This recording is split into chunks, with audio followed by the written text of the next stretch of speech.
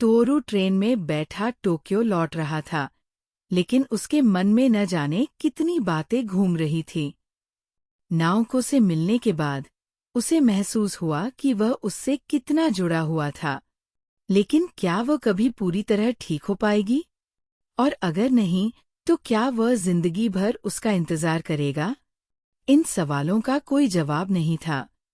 Train तेजी से आगे बढ़ रही थी, लेकिन तोरू की सोच वही अटकी थी, पहाड़ों के उस छोटे से घर में जहां नाओको अब भी रह रही थी। टोक्यो लौटने के बाद मिदोरी ने फिर से तोरू से संपर्क किया। अरे वतनबे, तुम इतने गुमसुम क्यों लग रहे हो? मिदोरी ने हंसते हुए पूछा। मिदोरी की आवाज में वही पुरानी चंचलता थी, वही बेफिक्री जिससे तोरू को सुकून मिलता था। बस कुछ सोच रहा था, तोरू ने जवाब दिया।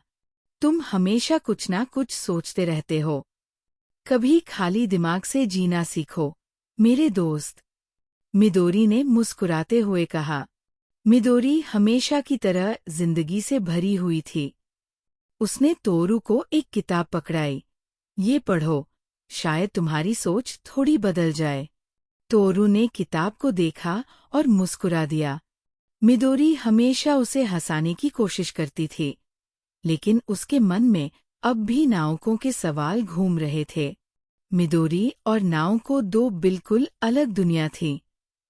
एक ओर नाओको थी, जो अतीत में कैद थी, और दूसरी ओर मिदोरी थी, जो सिर्फ वर्तमान में जीना चाहती थी।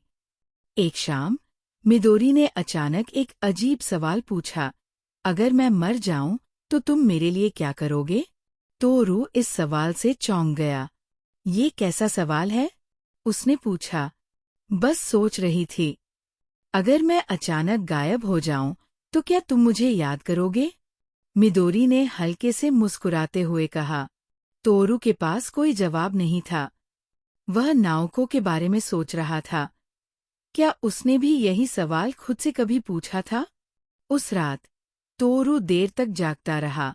उसके मन में एक सवाल था, क्या वह नाओको के साथ अपनी जिंदगी बिता सकता था? या क्या वह मिदोरी की दुनिया में जगह बना सकता था? दोनों ही रास्ते अधूरे थे। कभी-कभी जिंदगी हमें दोराहे पर लाकर खड़ा कर देती है, जहाँ कोई सही जवाब नहीं होता, सिर्फ समय ही बता सकता है कि हम कहाँ जाएंगे।